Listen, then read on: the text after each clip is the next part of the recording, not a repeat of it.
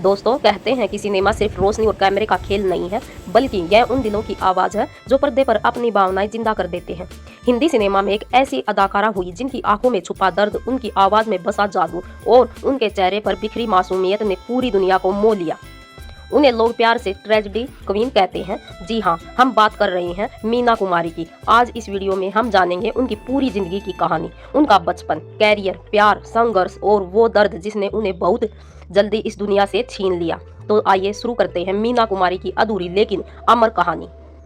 मीना कुमारी का असली नाम महजबी बानो था। उनका जन्म 1 अगस्त 1933 को बॉम्बे में हुआ था। पिता अली बख्श संगीतकार थे और माँ इकबाल बेगम थिएटर आर्टिस्ट। घर की आर्थिक स्थिति बेहद खराब थी। इतनी गरीबी थी कि जब मीना कुमारी पैदा हुई तो उनके पिता उन्हें एक अनाथालय में छोड़ने चले गए थे, लेकिन किस्मत को कुछ और ही मंजूर था। वे लौट आए और बच्ची को वापस घर ले आए। शायद इसलिए मीना कुमारी की जिंदगी बचपन से ही दर्द और संघर्ष से जुड़ी रही। बहुत छोटी उम्र में ही उन्हें फिल्मों में काम करना पड़ा। सिर्फ 4 साल की उम्र में उन्होंने करीब फिल्म से बाल कलाकार के तौर पर एंट्री ली और सब ने उन्हें बेबी मीना कहना शुरू कर दिया। धीरे धीरे वह परिवार की कमाने वाली बन गई। मीना कुमारी ने बतौर हीरोइन 1946 में फिल्म बचपन से कैरियर शुरू किया, लेकिन असली पहचान उन्हें 1952 में बनी फिल्म बैजू बावरा से मिली। इस फिल्म में उनके अभिनय ने दर्शकों को भावुक कर दिया और वह रातों रात स्टार बन गई। इसके बाद उन्होंने एक से बढ़कर एक हिट फिल्में दी। परिणीता, साहिब बीबी और गुलाम, दिल एक मंदिर, फुटपाथ, मिस मैरी, आजाद और पाकीजा। पाकीजा मूवी आई थी 1972 में। उनके अभिनय की खासियत थी कि सादगी और गहराई। उनकी आंखों से निकलने वाले भाव दर्शकों को सीधे दिल तक छू लेते थे। मीना कुमारी केवल अभिनेत्री नहीं थी, बल्कि वह शायरी भी लिखती थी। उनका कलम नाम था अरनाज। उनकी शायरी भी उतनी दर्द भरी थी जितना उनका जीवन। मीना कुमारी को बॉलीवुड की ट्रेजेडी क्वीन भी कहा जाने लगा था, क्योंकि उनकी ज्यादातर फिल्मों में उनका किरदार एक ऐसी औरत का होता था जो तन्हा है, दर्द से भरी है और अपने रिश्तों में अधूरी है। फिल्म साहिब बीबी और गुलाम में उनकी अदाकारी आज भी बेजोड़ मानी जाती है। इस फिल्म ने उन्हें अमर कर दिया।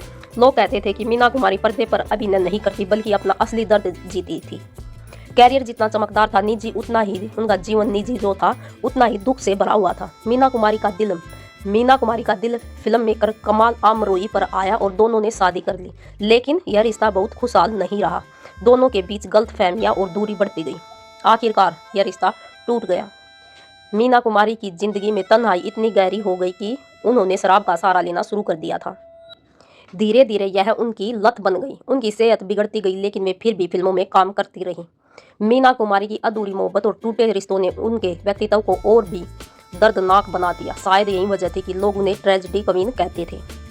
1972 में उनकी आखिरी और सबसे मशहूर फिल्म पाकीजा रिलीज हुई। इस फिल्म को बनाने में लगभग 14 साल लगे।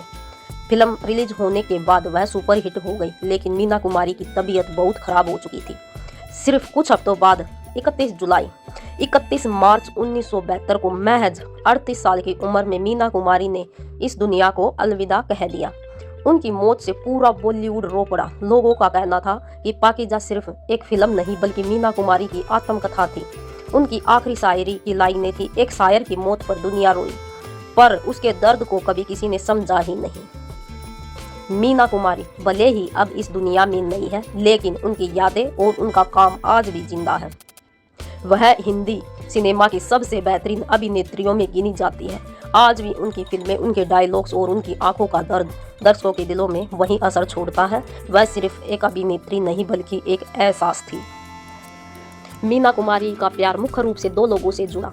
पहले थे निर्देशक कमाल आमरोई से उन्होंने शादी की, लेकिन रिश्ता सफल नहीं हुआ और दोनों 1964 में अलग हो गए। बाद में उनका दिल दोस्तों धर्मेंद्र पर आया। धर्मेंद्र को फिल्मों में लेने की शर्त रखनी शुरू की थी। यह रिश्ता भी अधूरा रहा। मीना कुमारी ने कमाल आमरोई की फोटो एक अखबार में देखी और उनसे मिलने के लिए वह उत्सुक हो गई। बाद में वे अशोक कुमार के माध्यम से मिले और एक दूसरे के प्रति आकर्षित हुए। 14 फरवरी 1952 को मीना कुमारी और कमाल आमरोई ने गुपचुप तरीके से शादी कर ली। जब मीना कुमारी की उम्र केवल 18 साल थी, कमाल पहले से ही शादीशुदा थे और वो 3 बच्चों के पिता थे।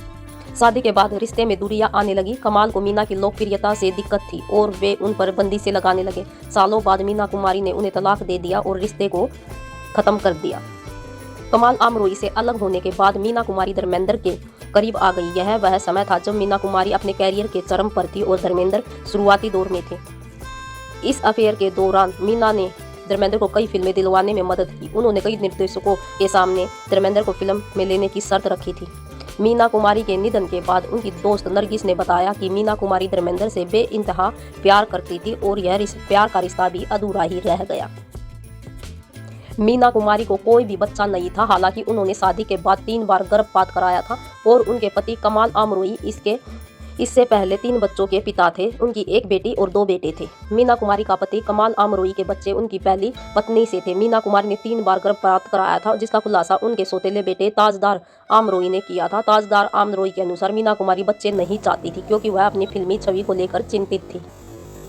मीना कुमारी को भी हलाला से गुजरना पड़ा था, ऐसा लोग बोलते हैं, क्योंकि कमाल अमरोई ने इसके लिए जिन्नत अमान के पिता अमान उल्लाह खां को चुना था। उन्होंने मीना कुमारी से निकाह किया, उनके साथ संबंध बनाए और फिर उन्हें तलाक दिया। इसके बाद मीना कुमारी और कमाल अमरोई की दोबारा शादी हो पाई थी।